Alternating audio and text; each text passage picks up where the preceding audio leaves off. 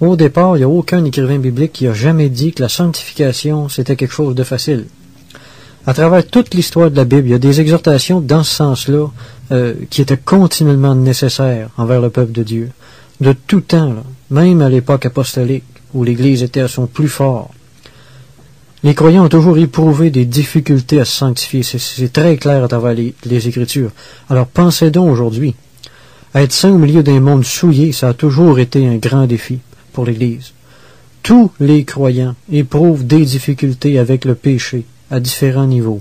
Il y en a juste qui ne le savent pas encore, mais tout le monde en a. Alors le phénomène est loin d'être nouveau. Ça veut dire qu'on n'est pas anormaux si on a des problèmes avec certains péchés tenaces dans notre vie. Prenons courage. En 1 Jean 2, 25, l'apôtre Jean a écrit « La promesse qu'il nous a faite, c'est la vie éternelle. » La vie éternelle ne fait pas ici référence à la vie après la mort, mais à la vie de Christ qui est là à l'intérieur du croyant. Autrement dit, on pourrait rendre ce texte-là ainsi sans être injuste envers lui. Là. La promesse qu'il nous a faite, c'est la sainteté. Alors, en théorie, la sainteté est tout à fait possible. On le voit à travers les Écritures. D'ailleurs, on ne nous exhorterait pas à l'être ou à s'efforcer de le devenir si c'était impossible. Même si personne ne l'a jamais atteint de façon parfaite, on sait qu'elle est possible.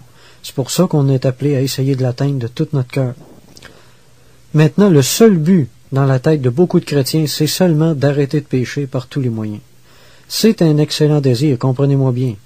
Je dirais même que si on n'a pas ce désir-là, on n'est pas des croyants en santé spirituellement. Mais cesser de pécher, là, c'est un excellent désir, comme je disais, mais il faut comprendre que la sanctification, c'est plus que simplement arrêter de pécher. Cesser de pécher, c'est une chose. Être saint, c'en est une autre. Les deux ne sont pas toujours synonymes. Pour cesser de pécher, c'est facile. Il suffit d'aller vivre dans un milieu qui nous impose des contraintes, puis qui rend notre péché impossible à pratiquer. La chair va finir par se faire une raison, puis elle va accepter l'inactivité. On ne sera pas plus saint pour autant. Mais être saint, c'est dans le cœur que ça se passe avant tout, pas dans les contraintes extérieures, pas dans la conduite. Alors cesser de pécher, c'est bien. Mais c'est avant tout la sanctification de nos désirs profonds qui doit être notre premier objectif. Il faut penser à laver l'intérieur du plat, comme on dit, avant de penser à laver l'extérieur. Puis c'est pas quelque chose de si évident que ça à faire, même pour les chrétiens. On pense que c'est automatique, là, que les païens essayent, eux autres, de sanctifier l'extérieur, puis les chrétiens sanctifient l'intérieur. C'est pas toujours vrai. Je pense que beaucoup de chrétiens tombent dans le panneau d'essayer de laver l'extérieur du plat avant de laver l'intérieur. Loin de moi de diminuer l'importance des bénéfiques contraintes extérieures. Je crois même qu'elles sont souvent nécessaires dans certains cas pour développer chez le croyant de saintes habitudes. Mais la sainteté, c'est plus que des simples contraintes. Pour devenir authentique, là, plus authentique, la sainteté exige un renoncement de cœur. La discipline personnelle, ça vient seulement en deuxième. On a tous besoin d'une meilleure compréhension de la sanctification, puis avec l'aide de Dieu, je vais essayer de partager le peu de connaissances que j'ai avec vous autres, en espérant que ça va en aider quelques-uns. Personnellement, ce qu'il y a dans cette étude-là, c'est le fruit de mes propres combats personnels, puis je trouve que ça m'a beaucoup aidé, alors je pense que ça va en aider d'autres aussi. C'est ma prière, du moins. On va lire un passage là, qui va servir de référence tout au long de notre étude. Il s'agit de Romains 7, 14 à 25. Nous savons en effet que la loi est spirituelle, mais moi je suis charnel, vendu au péché. Car je ne sais pas ce que je fais, je ne fais point ce que je veux, et je fais ce que je hais. Or, si je fais ce que je ne veux pas, je reconnais par là que la loi est bonne. Et maintenant, ce n'est plus moi qui le fais, mais c'est le péché qui habite en moi. Ce qui est bon, je le sais, n'habite pas en moi, c'est-à-dire dans ma chair. J'ai la volonté, mais non le pouvoir de faire le bien. Car je ne fais pas le bien que je veux, et je fais le mal que je ne veux pas. Et si je fais ce que je ne veux pas, ce n'est plus moi qui le fais, c'est le péché qui habite en moi. Je trouve donc en moi cette loi. Quand je veux faire le bien, le mal est attaché à moi. Car je prends plaisir à la loi de Dieu, selon l'homme intérieur, mais je vois dans mes membres une autre loi qui lutte contre la loi de mon entendement, et qui me rend captif de la loi du péché qui est dans mes membres. Misérable que je suis, qui me délivrera du corps de cette mort, ou de ce corps de mort? Grâce soit rendue à Dieu par Jésus-Christ notre Seigneur. Bon, la discipline que la loi proposait aux Juifs était insuffisante à procurer la vraie sainteté. On le voit ici parce que c'est un Juif qui parle. Pourquoi je dis ça? Ben, si c'était le cas, là, si la discipline suffirait, là, ben, Jésus aurait pas eu besoin de venir, pas vrai? La discipline extérieure retient souvent le péché à l'intérieur, sans plus. C'est pareil pour le croyant aujourd'hui. Le croyant n'est pas plus capable de se changer lui-même qu'il a été capable de sauver lui-même. En fait, il n'est pas plus capable de se changer lui-même aujourd'hui qui est capable de se soulever lui-même par ses cheveux.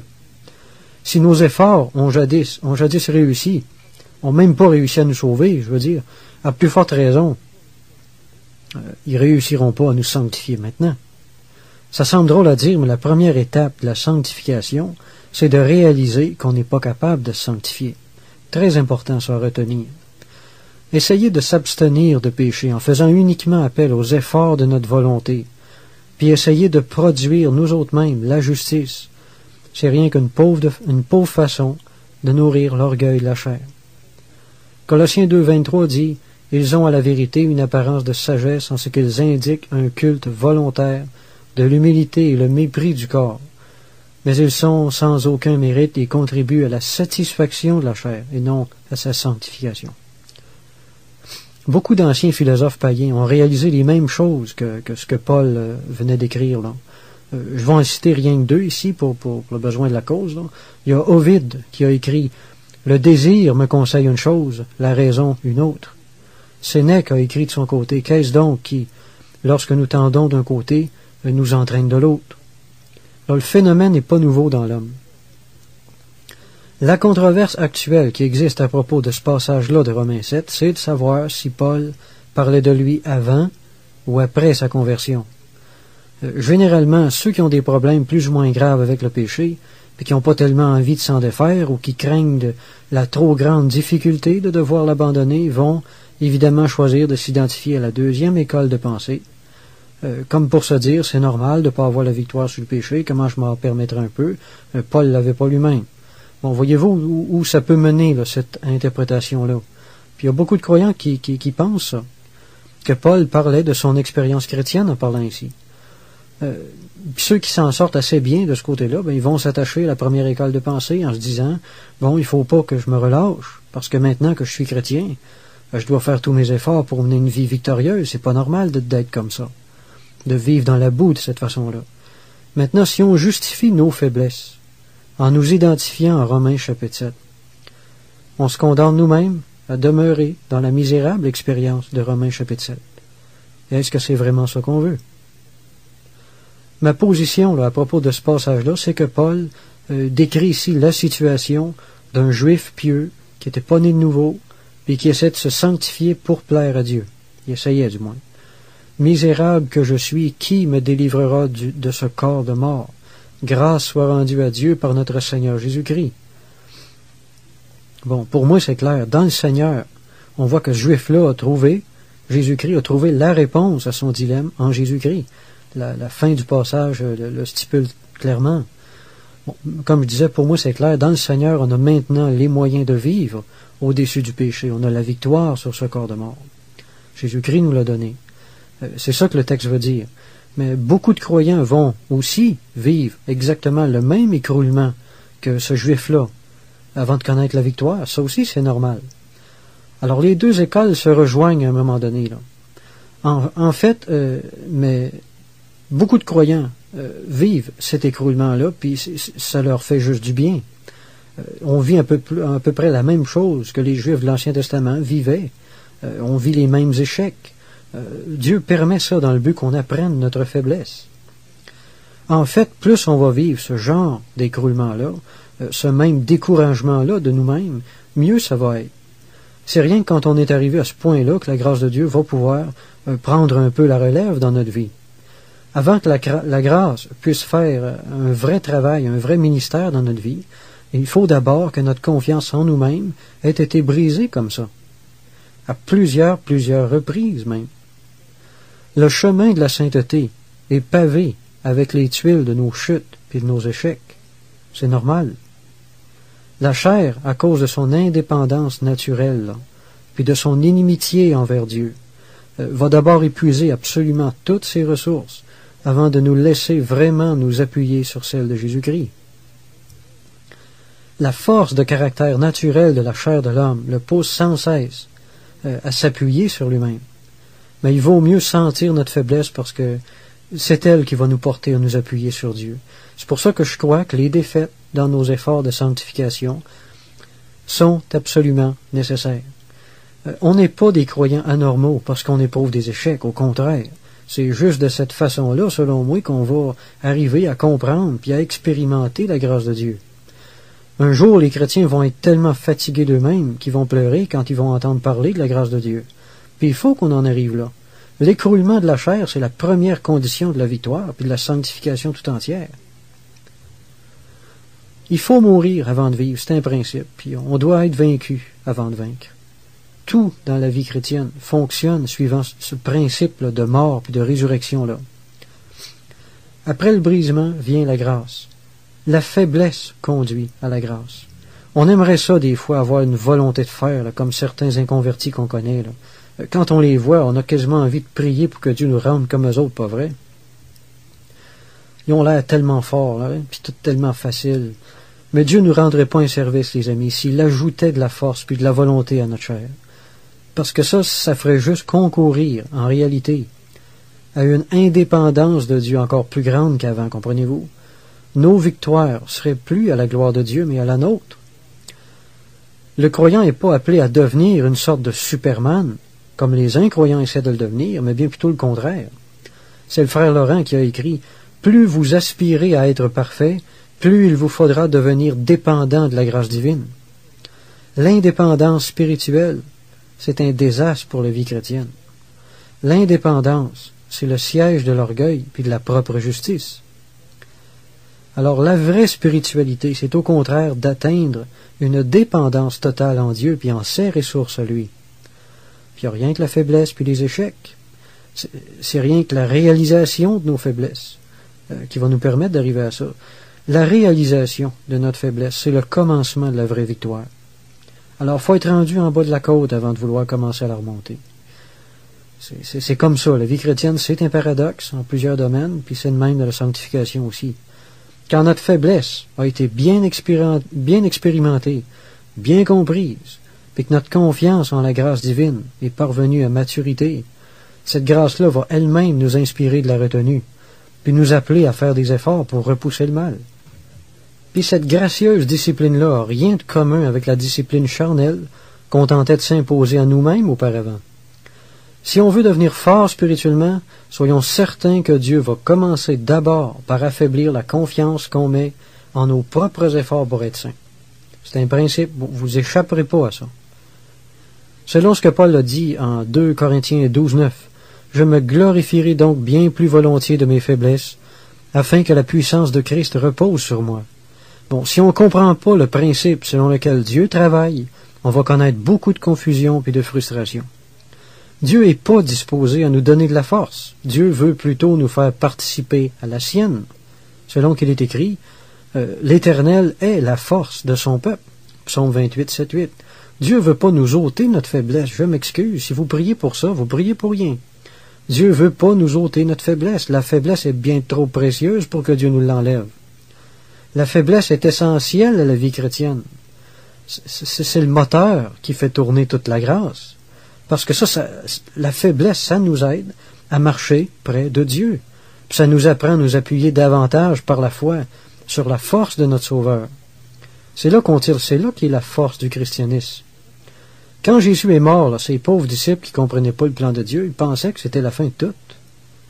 Mais on sait que c'était au contraire, le commencement de tout. Il fallait bien qu'il meure avant de ressusciter. C'est pareil pour nous autres, quand on s'écroule, là, puis qu'on réalise notre faiblesse puis notre incapacité à remplir les exigences saintes de Dieu. C'est rien que là qu'on peut commencer vraiment à croître dans la grâce puis de connaître un peu la libération de nous-mêmes.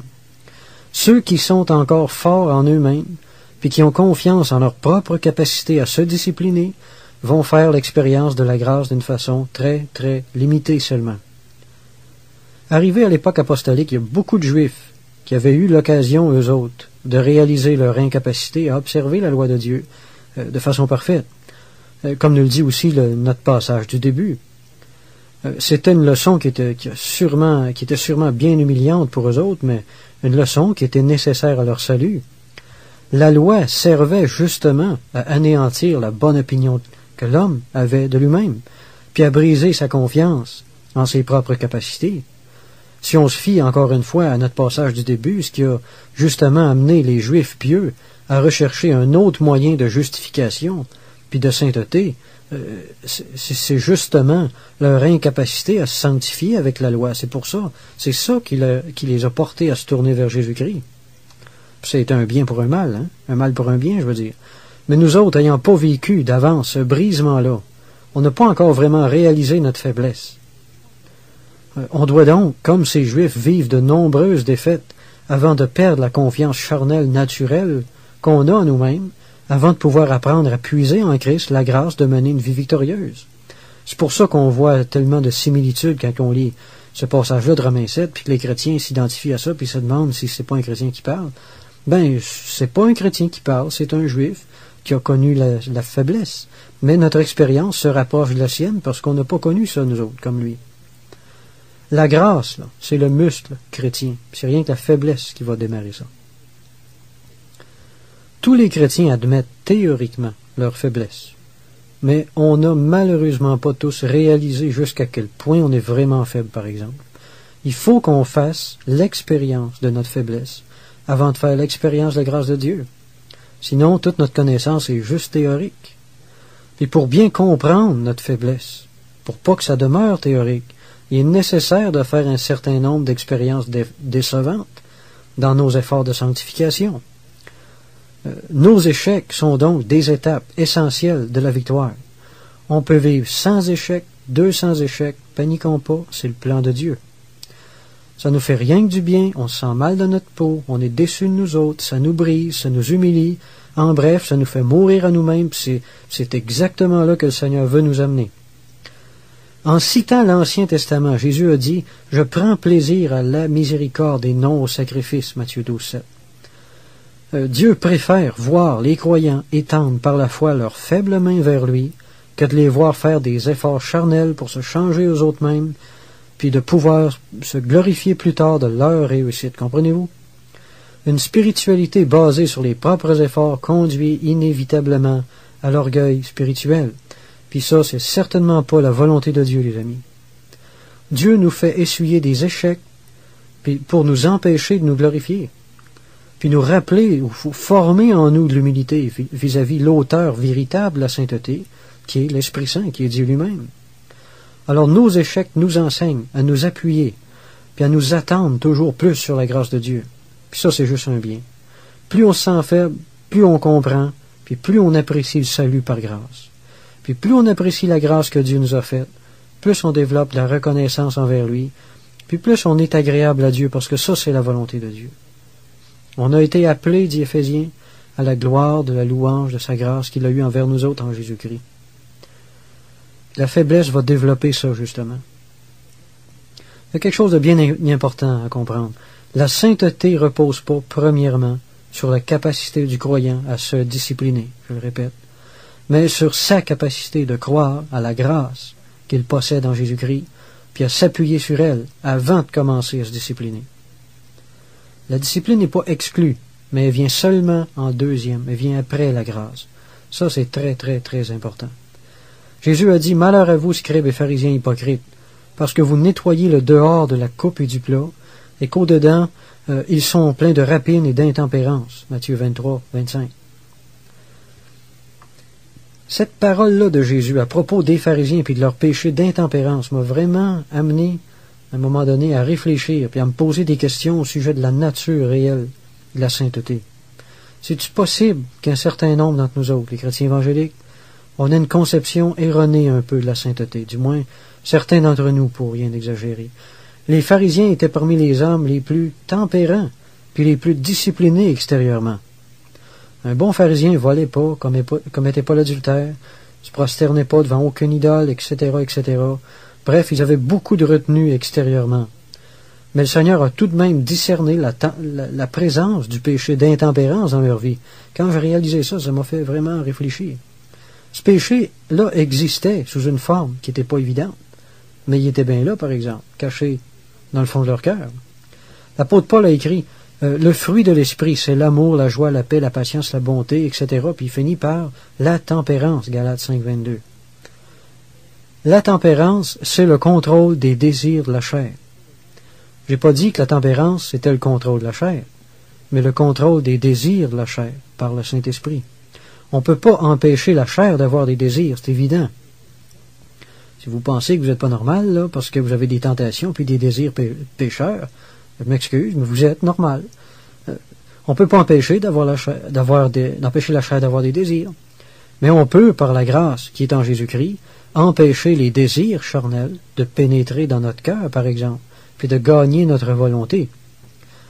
Le fruit de l'esprit, c'est la tempérance, oui, mais la tempérance n'est pas nécessairement toujours le fruit de l'esprit. Le jeune incroyant, par exemple, là. Prenez un jeune, il y en a plusieurs dans le monde, là, que les gens, leurs parents, là, les mettent dans des collèges privés là, qui sont très sévères. Là.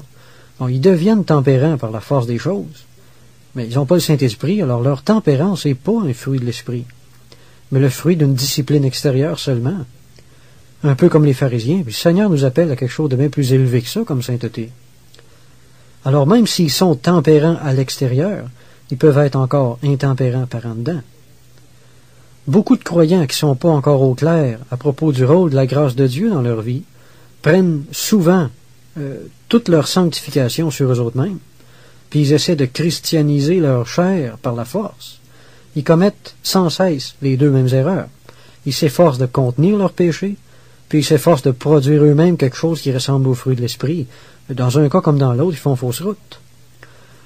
Leurs efforts de discipline sont tout à fait louables, comprenez-moi bien, mais il faut comprendre aussi avant tout que la vraie sainteté a une origine divine et non humaine comme ça. Notre texte de tantôt est clair, c'est le travail de l'esprit de produire son propre fruit. C'est ce fruit-là qui engloutit à son tour les œuvres de la chair, dont il était question dans le même passage de Paul un petit peu plus tôt. La tempérance dont il est question, par exemple, se réfère pas à la discipline qu'on exerce sur notre corps, mais à la discipline que la grâce ou l'Esprit Saint essaie d'exercer dans notre vie. Pourquoi nous discipliner sans la grâce quand on peut le faire avec elle? La sainteté, c'est d'abord et avant tout le travail de la grâce qui agit dans le cœur, puis qui finit par se refléter dans notre conduite. Je pense qu'on a beaucoup d'ajustements intérieurs à faire dans la sanctification. On a plus d'ajustements intérieurs que d'efforts extérieurs à faire, je pense. Il ne faut pas confondre la tempérance du Saint-Esprit puis la pauvre discipline humaine. De façon générale, je pense qu'on devrait réviser notre conception de la sainteté. Il faut essayer de travailler au niveau de nos désirs intérieurs, d'abord, avant de songer à se discipliner puis de se retenir. La discipline charnelle, c'est une fausse route. Je le sais, j'ai marché dans cette route-là tellement d'années. Exercer uniquement une discipline extérieure sur le corps peut rendre quelqu'un plus saint aux yeux des hommes, mais ça ne le rendra pas plus saint aux yeux de Dieu. La discipline qui est basée sur nos propres capacités corrige tout au mieux le comportement extérieur, mais la grâce, elle, corrige le mal à la racine, en inspirant un renoncement de cœur concernant le péché, avant de nous inspirer de la retenue. J'aime pas employer le mot discipline quand je parle de sanctification, parce que ce mot-là traduit souvent, malheureusement, l'idée qu'on doit se sanctifier par nos propres forces. Tandis que c'est pas ça du tout. Par la discipline, on tente souvent d'acquérir une vertu, pas vrai? Mais dans le Seigneur, on n'a rien à acquérir du tout, il faut qu'on comprenne ça. L'Écriture nous dit, vous avez tout pleinement en lui, nous dit Colossiens 2,10. Fait réfléchir, ça. On possède déjà toutes les vertus de Christ. C'est pas extraordinaire, ça. Hein? Le problème, c'est que beaucoup de croyants ne le savent pas.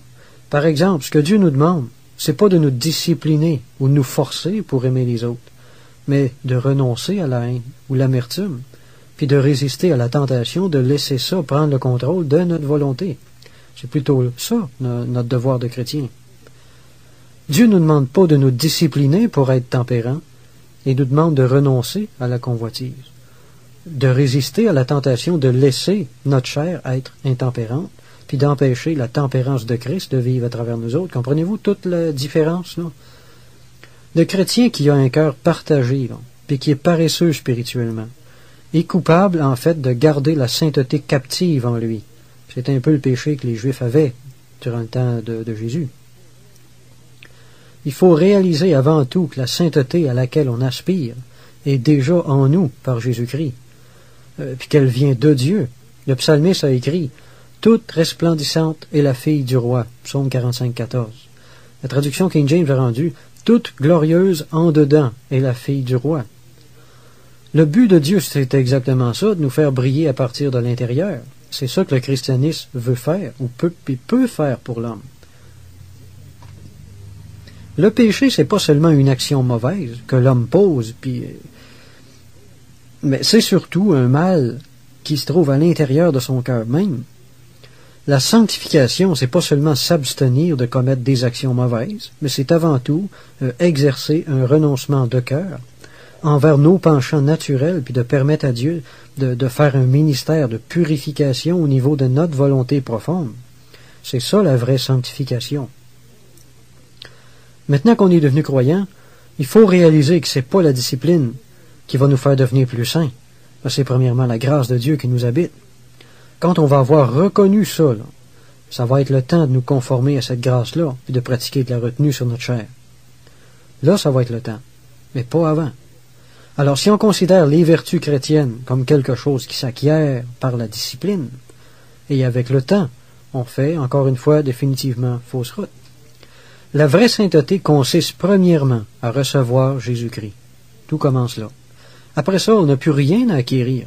Je sais que ce concept-là en étourdit plusieurs, en surprend beaucoup, mais c'est la stricte vérité, c'est la vérité biblique, ça. On n'a plus rien à acquérir après que tu as acquéri Jésus-Christ. L'Écriture dit ça à plusieurs endroits, que Jésus-Christ est tout en tous. Tout ce qui nous reste à faire, c'est de résister à nos convoitises qui essaient de reprendre la place que la grâce de Dieu leur a prise. On doit résister au désir de notre chair d'agir contrairement aux vertus qu'on a. Plus on va se laisser influencer par la grâce, plus on va affaiblir les désirs de la chair, plus on va affaiblir les tentations. La discipline à elle seule possède pas de vertu sanctifiante, parce qu'elle ne change pas les désirs profonds qu'on peut avoir en nous autres-mêmes. Résister à la tentation, puis faire des efforts pour obéir à la grâce de Dieu en nous, c'est la seule discipline qui soit vraiment spirituelle. L'authentique sainteté naît d'abord de la grâce qui fait un ministère dans notre cœur, puis à laquelle on est appelé à participer, à coopérer. On sait que la discipline ne pourra jamais faire un vrai saint d'un inconverti, parce que même s'il arrivait à se contrôler extérieurement, le péché serait toujours dans son cœur. Le plus grave, c'est que même des croyants peuvent tomber dans le même piège. En tant que croyant, si on pense que la sanctification, c'est quelque chose qu'on accomplit par nos propres efforts, par nos propres forces, on va se priver de la grâce de Dieu, puis on ne deviendra jamais plus saint réellement, peu importe les résultats apparents auxquels on peut être arrivé. Parce que sans la foi dans la grâce, il est impossible de permettre l'intervention divine. La confiance en nous-mêmes empêche l'action de la grâce. Il y a plusieurs formes de discipline que les non-croyants et même des croyants mal avertis peuvent pratiquer. Elles se définissent presque toutes de la même façon. C'est la chair qui essaie de contrôler la chair. C'est ça la discipline dans le fond. Puis sauf exception, la chair ne peut pas vaincre la chair. C'est un combat contre toi-même qui peut durer toute l'éternité. Alors confondons pas une vie sainte avec une vie disciplinée, parce que les deux ne sont pas nécessairement synonymes. C'est sûr que quelqu'un de saint, c'est quelqu'un de discipliné ou de réglé dans sa conduite, pour employer l'expression biblique, et on ne peut pas dire que c'est tous ceux qui se disciplinent qui sont vraiment saints, par exemple. Si vous ne comprenez pas ça, je vous encourage à reculer le tape et à réécouter cette petite phrase-là. La discipline ne doit pas être regardée comme le moyen de sanctification, mais comme le fruit de la sanctification. Ce qui nous a rendus saints avant tout, c'est le fait d'avoir reçu l'Esprit Saint. La discipline vient en deuxième. Le croyant doit s'efforcer d'obéir à la discipline que lui propose l'Esprit de la grâce. On ne doit pas se discipliner dans l'indépendance. C'est ça, je veux dire. La grâce veut engloutir la chair puis la réduire à l'inactivité. C'est son travail. Mais le croyant ne doit pas essayer de se discipliner dans l'indépendance. Beaucoup tentent de se discipliner sans la grâce, c'est triste, mais c'est ça. Par manque de connaissances, en recevant trop peu d'enseignement à ce niveau-là, on peut être conduit à errer et à se priver de bénédiction dans ce sens-là. Aujourd'hui, la capacité de se discipliner est souvent regardée à tort comme le seul moyen de sanctification. La majorité des êtres humains ont humainement pas une grande volonté pour se discipliner. C'est pour ça que tout le monde loue le croyant discipliné. Il est admiré par tout le monde parce qu'il apparaît être comme une sorte de surhomme aux yeux des autres. Ceux qui ont une certaine force de caractère, et une certaine facilité à exercer de la discipline sur eux autres, sur eux-mêmes, sont généralement sévères avec ceux qui n'ont pas la même facilité, c'est un fait. Les croyants qui peuvent se discipliner avec une certaine facilité comprennent généralement pas pourquoi tout le monde ne peut pas en faire autant, puis ils sont portés à se glorifier un peu secrètement de leur achèvement, peut-être même inconsciemment, puis ça les porte à mépriser un peu les autres. On a vu que les pharisiens étaient des gens très disciplinés. Devenir pharisien, c'était pas à la portée de n'importe qui, vous savez. Jésus a dit, pourtant, si votre justice ne surpasse pas celle des scribes et des pharisiens, vous n'entrerez point dans le royaume des cieux. Jésus ne voulait pas dire qu'il fallait se discipliner encore plus qu'eux autres si on voulait être sauvé, mais qu'il fallait qu'on ait en nous une sainteté de cœur, beaucoup plus grande ou beaucoup plus authentique, si vous préférez. C'est ça que Jésus voulait dire. Jésus disait, « Venez à moi, vous tous qui êtes fatigués et chargés. Je vous donnerai du repos. » Matthieu 11, 28. Beaucoup de gens à l'époque étaient fatigués de la loi, fatigués de faire des efforts, puis encore des efforts, pour essayer d'arriver, d'être à la hauteur des exigences de la loi. Paul a écrit « Ignorez-vous que nous tous, qui avons été baptisés en Jésus-Christ, c'est en sa mort que nous avons été baptisés. » Bon, l'ignorance de notre libération spirituelle du péché place le chrétien dans une position pas mal semblable à celle des gens qui vivaient sous la loi, vous savez. Beaucoup de chrétiens sont fatigués des efforts et des efforts qu'ils font. Mais rendons grâce à Dieu, il y a du repos en Jésus-Christ. Hébreux 4.10 nous dit « Celui qui entre dans le repos de Dieu se repose de ses œuvres. » Quand on est uni à Christ, on a quitté ce vieux système-là basé sur les performances. Alors, en comptant trop sur nous autres-mêmes, on se prive un peu de la grâce de Dieu. Les gens qui ont naturellement plus de volonté que les autres sont exposés à un danger bien spécial, celui de tomber dans une certaine forme d'ascétisme. Mais comme on l'a dit tantôt, cette sorte de discipline-là rend pas l'homme plus saint. Elle en donne seulement l'impression puis l'apparence. Pour beaucoup de croyants du Moyen Âge, la discipline jouait un rôle de première importance en ce qui concernait la sanctification. À cette époque d'ignorance-là, les gens pieux connaissaient seulement l'ascétisme comme unique moyen de sanctification. L'ascétisme prenait toutes sortes de formes, entre autres, on s'infligeait toutes sortes de souffrances physiques pour tâcher de diminuer les passions de la chair puis finir par penser à autre chose. Mais la vie de monastère avait pour but de protéger le croyant du monde. Mais comme le monde était un autre, ils ne pouvaient jamais vraiment y échapper de toute façon. Les poissons ne peuvent pas fuir l'eau en nageant plus vite, vous savez. Alors, peu importe où ces gens-là allaient se réfugier, les passions de leur chair les suivaient toujours. On sait pertinemment aujourd'hui que les disciplines spirituelles, comme ils les appelaient, se sont révélées à être inutiles, puis tout à fait charnelles en réalité. Je pense qu'il vaut mieux faire face au péché qui est en nous autres, puis avec l'aide de la grâce de Dieu, en venir à le vaincre plutôt qu'essayer simplement de le masquer par la discipline. On ne doit pas juste essayer de contrôler la chair, on doit comprendre que le vrai combat se trouve en nous autres, au niveau de notre renoncement au péché, de notre foi, puis de notre obéissance à la grâce divine. C'est là qu'elle est la victoire. Si la sainteté venait uniquement de la discipline, Christ serait donc mort en vain. Alors exercer un simple contrôle extérieur sur notre corps, c'est pas vraiment de la sainteté. L'Écriture révèle que la vraie sainteté s'accomplit premièrement par la foi en notre union avec la mort et la résurrection de Jésus-Christ. On a ça en Romains 6 très clairement. On doit d'abord reconnaître humblement qu'on ne peut pas se sanctifier tout seul en comptant sur nos propres efforts, comme le faisaient les Juifs, mais que la grâce et la sainteté viennent uniquement de Jésus-Christ en nous. Quand on va avoir bien appris cette leçon-là, ça peut faire mal de l'apprendre, ça peut être long, là, mais quand on va avoir appris ça, alors on va pouvoir commencer à obéir à la grâce de Dieu, qui va nous inspirer la discipline nécessaire à notre sanctification. Les choses ne seront pas pareilles. Dieu ne nous demande pas d'imiter le caractère de Jésus-Christ en nous disciplinant, mais de le laisser lui-même reproduire sa propre vie à travers nous autres. C'est excessivement important de comprendre ça, si on ne veut pas se remettre sous la loi. La sanctification par les œuvres, là, ça peut devenir une erreur tout aussi grave qu'un salut par les œuvres, vous savez. Beaucoup de chrétiens sont tombés là-dedans. Le vrai christianisme, c'est plutôt un échange de vie. Dieu désire remplacer graduellement notre vie par sa vie à lui. C'est pas juste une question de discipline puis d'effort. Pour connaître une sainteté plus authentique, il faut qu'on apprenne à nous appuyer puis à nous confier davantage en la grâce de Dieu qui nous a été donnée en Jésus-Christ. Nos efforts sont importants, mais il faut se rappeler de ne pas les placer avant la grâce de Dieu, mais de les placer après.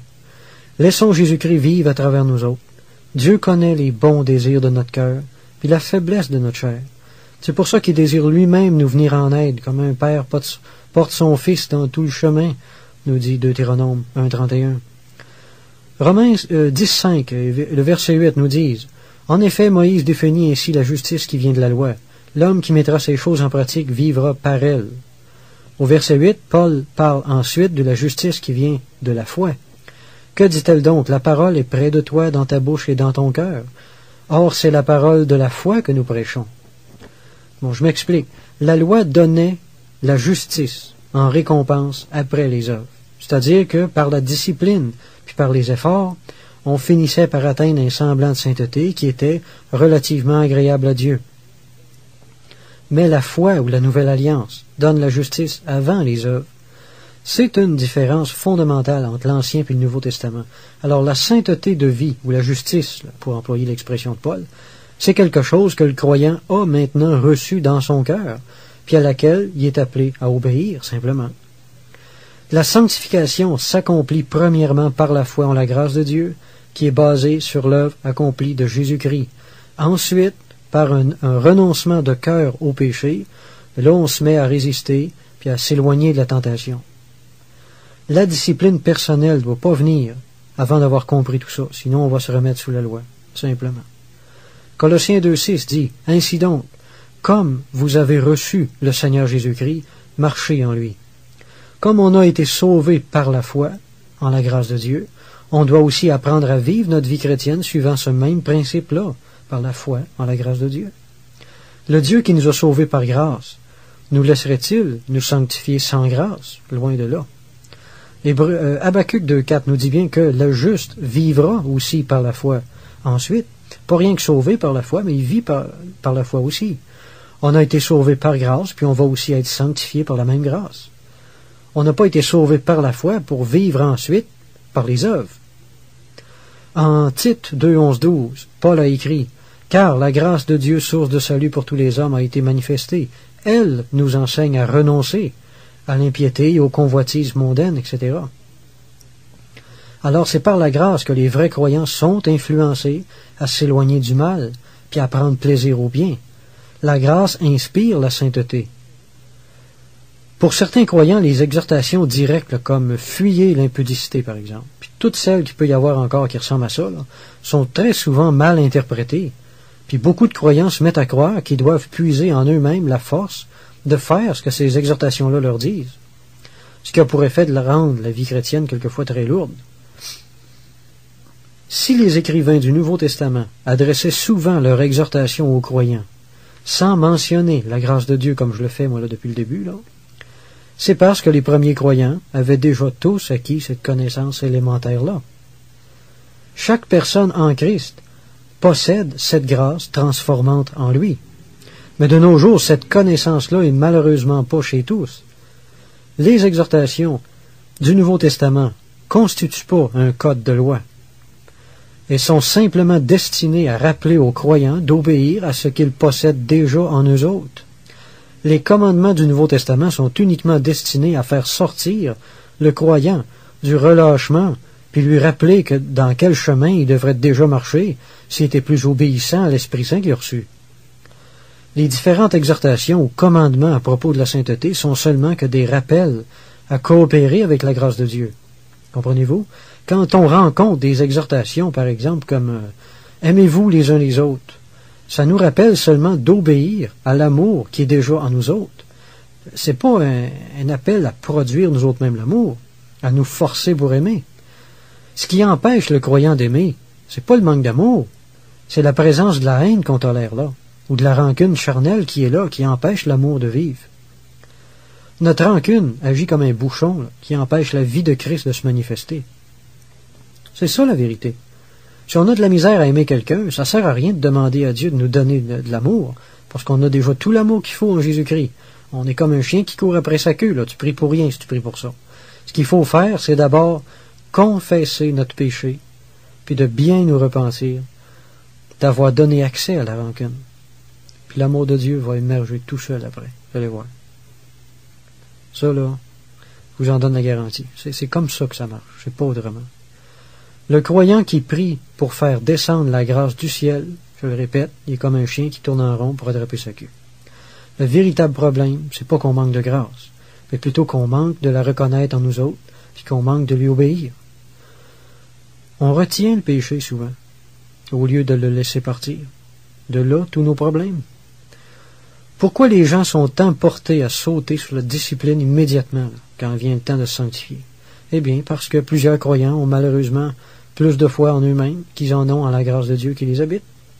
C'est triste de même. On est fait comme ça. J'échappe pas à ça moi-même. Notre besoin, c'est pas de posséder plus de grâce, mais plus de soumission à l'influence qu'elle cherche à avoir dans nos vies. Frères et sœurs, on a tous besoin de prendre une attitude plus docile envers la grâce de Dieu dans notre vie quotidienne. C'est là qui est le cœur de la vie chrétienne. Si on est attentif, on va réaliser que la grâce cherche quotidiennement à nous aider à vivre, suivant les directions de la parole de Dieu. En Éphésiens 2,6, Paul a dit, il nous a ressuscités ensemble et il nous a fait asseoir ensemble en Jésus-Christ. Bon, être assis en Jésus-Christ, c'est ça la vraie base de la vie chrétienne. Quand on est assis, il n'y a aucun muscle de notre corps qui travaille. On est dans une position de repos. C'est le siège sur lequel on est assis qui nous porte et qui fait tout le travail dans le fond. Comme on l'a vu, avoir de la volonté, comme on dit, mais ça ne nous est pas vraiment avantageux. La faiblesse du faible n'est pas un handicap dans le Seigneur. Puis la force de celui qui est fort de caractère lui est d'aucune utilité réelle non plus. Tous les croyants, le fort comme le faible, doivent graduellement apprendre à se laisser porter par leur divin siège, qui est Jésus-Christ lui-même. La nouvelle naissance a déjà effectué en nous autres un changement intérieur. On doit maintenant coopérer avec les nouvelles affections que Dieu a fait habiter en nous autres par son esprit, puis effectuer les changements extérieurs qui nous sont inspirés par la grâce. La discipline vient en deuxième seulement. Puis quand je parle de discipline, je parle de l'obéissance aux directions puis aux suggestions de la grâce. Il y a une discipline charnelle, puis il y a une discipline spirituelle que j'appelle l'obéissance et la soumission. La vraie tempérance chrétienne, par exemple, va se manifester quand le croyant va reconnaître humblement l'auteur de la sainteté, puis qui va se soumettre de plus en plus au Saint-Esprit, qui lui communique la capacité d'exercer un saint contrôle sur son corps, comme il le fait pour tous les croyants d'ailleurs. La seule discipline qui est efficace, c'est celle qui nous est inspirée par la grâce de Dieu. Regardez les non-croyants qui font de la musculation, par exemple. Ces gens-là déploient beaucoup de volonté. Par leur volonté puis par leurs efforts, ils arrivent un jour à développer leurs muscles puis à tirer gloire plus tard de ce qu'ils ont accompli. Alors, c'est pas ça que Dieu veut pour le croyant. L'auteur véritable de la sainteté, je le répète, c'est l'Esprit Saint en nous autres. Oui, on doit faire des efforts. Oui, on a besoin d'exercer une certaine volonté. Oui, on a besoin de discipline, mais c'est pas pour développer la sainteté. C'est pour obéir à la volonté de la grâce. Bien différent, ça. C'est bien la discipline, mais il faut d'abord reconnaître Dieu dans toutes nos voies, comme dit l'Écriture. Celui qui se sanctifie en s'appuyant sur lui-même pratique seulement une discipline charnelle, puis un christianisme mélangé de gloire personnelle, un christianisme mélangé d'œuvres. Chaque fois qu'on fait un effort, il faut s'appuyer sur Dieu en même temps, ou alors Dieu pourrait bien nous retirer sa grâce, puis nous faire éprouver une autre défaite pour nous humilier, puis nous apprendre la leçon. Selon ce qui est dit aussi en Jacques 4,6, Dieu résiste aux orgueilleux, mais il donne sa grâce aux uns, à ceux qui savent se courber devant lui, puis à reconnaître l'autorité du Saint-Esprit dans leur vie. On doit se discipliner, mais on ne doit pas se discipliner dans l'indépendance. La sanctification charnelle commence par l'effort humain, puis finit par l'orgueil. La sanctification spirituelle commence avec l'humilité, puis se termine avec la gloire de Dieu. En Romains 8,13, Paul a écrit « Si vous vivez selon la chair, vous mourrez. Mais si, par l'Esprit, vous faites mourir les actions du corps, vous vivrez. » On a donc ici la description de la vraie discipline spirituelle. Beaucoup de croyants se privent littéralement de grâce en ignorant le ministère du Saint-Esprit en eux autres, puis en accordant une trop grande importance à la discipline. Il est à espérer qu'avec le temps, la croix va faire une œuvre de destruction à l'endroit de nos capacités à nous discipliner puis nous amener humblement à compter sur Dieu avant tout. Comme on l'a dit plus tôt, cette humiliation-là a pour but de nous porter et nous appuyer plus sur la grâce de Dieu que sur nous-mêmes. Le résultat va être de rendre notre sainteté beaucoup plus authentique, puis de produire une sainteté qui va être à la seule gloire de Dieu, qui va être merveilleuse, qui va être pure. Quand on se repose sur la grâce de Jésus-Christ, on découvre peu à peu que c'est elle qui nous inspire, puis qui nous porte à mener une vie plus disciplinée, puis à nous tenir loin de la tentation. La discipline est spirituelle seulement si elle nous a d'abord été inspirée par la grâce, puis l'amour de Dieu. Il y a une énorme différence entre se retenir tout court, puis se retenir pour l'amour de Dieu. Pas pareil, ça. C'est vraiment la grâce qui inspire de se retenir par amour pour Dieu. Si c'est l'amour de Dieu qui nous inspire la retenue, puis la discipline, alors notre discipline est vraiment spirituelle. Il faut que la discipline soit enracinée dans la grâce, puis dans l'amour de Dieu. C'est bien important. Si on se met à vouloir arrêter de pécher juste parce qu'un chrétien ne doit pas faire ça, ou parce que c'est pas normal qu'un chrétien fasse ça, là, on n'est pas dans la bonne traque. On est débarqué du chemin un petit peu, là. Nos efforts, à eux seuls, pourront jamais reproduire la vie de Christ en nous autres. Maintenant, la grâce à elle seule ne pourra pas le faire non plus sans coopération de notre part. La nature humaine étant ce qu'elle est, la nécessité de nous discipliner va toujours être présente. Tant qu'on va être dans notre corps, on va avoir besoin de fournir des efforts pour le garder soumis à l'Esprit de Dieu. L'apôtre Paul a écrit « Je traite durement mon corps et je le tiens assujetti ». Je le tiens assujetti. Il l'est déjà assujetti. On a juste à le tenir assujetti. C'est Jésus-Christ qui nous l'a assujetti, de peur d'être moi-même rejeté. Pierre a aussi écrit « Comme sa divine puissance nous a donné tout ce qui contribue à la vie et à la piété, à cause de cela même, faites tous vos efforts, etc. » 2 Pierre 1,3. D'abord, il faut reconnaître la grâce que Dieu a fait habiter en nous autres, par Jésus-Christ. Ensuite, fournir des efforts pour lui obéir. C'est comme ça que ça marche, là. Pas à l'envers. La grâce de Dieu exclut pas les efforts. Elle fait juste se mettre en avant. Loin d'exclure la discipline, la grâce nous pousse au contraire à mener une vie mieux réglée, puis à fournir des efforts pour mettre de l'ordre dans notre vie. Les efforts sont absolument nécessaires à l'avancement spirituel, comprenez-moi bien. Sans faire d'efforts, le croyant va rétrograder, c'est une absolue garantie. En ce qui concerne la sanctification, Dieu aide pas ceux qui n'ont pas d'abord le désir de s'aider eux-mêmes. Les efforts dont parle Pierre ici sont un appel à la diligence. Ce mot-là veut dire soin attentif, appliqué, activité empressée à l'exécution d'une chose, le zèle, se hâter. C'est ça la diligence. On a besoin des efforts pour coopérer avec la grâce divine. La grâce nous enseigne à marcher sur notre chair, puis à écraser sa volonté égoïste. La grâce de Dieu en lui pousse le croyant à être diligent dans la prière, le pousse à ne pas négliger la lecture de la Bible, le pousse ou le conduit à avoir du zèle, à pratiquer de bonnes œuvres, puis à exercer ses dons spirituels, etc. Le manque de diligence, ou le manque d'obéissance, si vous préférez, à la grâce, va nous mener au relâchement spirituel, puis à éprouver une perte d'énergie dans le Seigneur. Quand on n'obéit pas à la grâce, on en perd un peu. Alors les efforts, c'est sérieux, parce que si on n'en fait pas, on va rétrograder, c'est une certitude, ça. C'est notre ignorance ou notre négligence qui nous empêche d'être saints, dans le fond, parce qu'on a tout ce qu'il faut dans le Seigneur. David a écrit « Qu'un esprit de bonne volonté me soutienne », psaume 51, 14. La volonté naturelle de la chair n'a aucune place dans la sanctification. Ce que le monde appelle avoir de la volonté n'a rien de commun avec la sainte volonté que Dieu a placée lui-même dans notre cœur quand on a reçu l'Esprit de Jésus. Jésus a écrit quelque part qu'il était venu pour faire la volonté de Dieu. Puis ce même Jésus-là habite en nous autres, puis il veut encore, à travers nous autres, faire la volonté de Dieu aujourd'hui. Il s'agit juste de le laisser vivre, il ne s'agit pas d'essayer de faire comme lui. On va encore parler brièvement de cet aspect de la discipline spirituelle qui consiste à résister à la tentation. David Johnson a écrit « Dans la majorité des cas, la seule méthode que la chair connaisse pour éliminer un péché est de le suppresser aussi radicalement que possible. Dans le contexte de l'Église, cela se traduit par l'apport de règles, d'injonctions et de contraintes. On semble croire que prêcher plus fort, faire plus d'efforts, faire peur aux gens ou de faire prier sur nous plus souvent nous rendra capables de régler notre problème de péché. Si notre méthode de se défaire d'un péché dans notre vie est de le suppresser le plus possible, il y a de grandes chances pour que le couvercle saute un de ces jours. Exercer un contrôle extérieur sur le péché équivaut à n'exercer aucun contrôle du tout. Fin de citation. C'est vrai, ça. Alors, on a vu que la discipline est vaine quand elle essaie d'acquérir des vertus. J'espère que cet aspect-là est bien clair.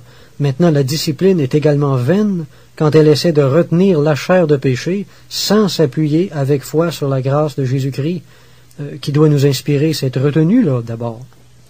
Il est extrêmement important que les croyants aient une bonne base doctrinale à propos de la grâce de Dieu, puis de leur position en Jésus-Christ, qui nous a donné automatiquement la victoire sur tout péché, puis nous a donné le pouvoir de nous conduire comme des enfants de Dieu. Sinon, tout va être confus. Par sa grâce, par sa mort et sa résurrection, Jésus-Christ nous a délivrés de la puissance de tout péché. Le croyant n'a plus vraiment de problème avec le péché, saviez-vous ça? Il y a un problème avec lui-même. Il n'y a pas de problème avec le péché, mais avec la tentation, plus précisément. C'est pour ça qu'en Genèse 3.3, Dieu dit, « Mais quant au fruit de l'arbre qui est au milieu du jardin, Dieu a dit, vous n'en mangerez point et vous n'y toucherez point. » Il y a un détail important ici. Dieu leur a pas seulement dit de ne pas manger de l'arbre, mais de même pas le toucher. Autrement dit, de ne pas s'en approcher. Il y a un principe ici. Non seulement l'Écriture nous exhorte à nous éloigner du péché, mais aussi de ce qui l'entoure par mesure de prudence. L'Écriture nous exhorte à fuir ce qui peut être pour nous autres un sujet de tentation. Jerry Bridge a écrit « Le meilleur endroit pour commencer à exercer un contrôle sur nos appétits physiques, c'est de réduire notre exposition à la tentation. La grâce va nous porter à faire ça. Notre appétit pécheresse est fortifié par la tentation. » Fin de citation. Il ne s'agit pas d'ascétisme. C'est encore Jerry Bridge qui parle. Il ne s'agit pas d'ascétisme, mais de prudence spirituelle. Chacun de nous doit être attentif à savoir de quelle façon le péché nous attaque à travers nos désirs et prendre des actions préventives. C'est ce que Paul encourageait Timothée à faire en disant « Fuis les passions de la jeunesse » en Timothée 2.22, fin de citation. On va considérer le texte suivant. 1 Pierre 1.14. Comme des enfants, ne vous obéissant, ne vous conformez pas aux convoitises que vous aviez autrefois quand vous étiez dans l'ignorance. Remarquez le mot obéissant. Le seul endroit où on a besoin de discipline dans notre vie, c'est pour nous éloigner de la tentation, puis pour pratiquer les moyens de grâce avec diligence. La discipline ne sanctifie pas, c'est le Saint-Esprit qui nous rend plus saints. La discipline est seulement une aide à la sanctification, ou un moyen de coopérer avec la grâce, si vous préférez. Alors, il est évident que si on s'expose à la tentation, on fortifie notre chair, puis on affaiblit la grâce du même coup. Ce qui n'est pas tellement intelligent à faire pour un chrétien. Dieu ne peut être tenté par le mal, nous dit Jacques 1.13. Si on pouvait voir le péché avec les yeux saints de Dieu, si on en verrait comme lui toute la laideur, il est probable qu'on n'en serait plus tenté du tout, nous autres non plus. Personnellement, même si j'avais bien faim, là, je serais même pas tenté par une tarte à la grenouille. Dieu voit le péché avec la même répugnance, vous savez. C'est une des raisons pourquoi il n'en est pas tenté, je pense. Maintenant, la grâce, c'est la nature même de Dieu. Si on fouille un petit peu dans notre cœur, on va découvrir qu'on possède cette même répugnance-là en nous autres aussi.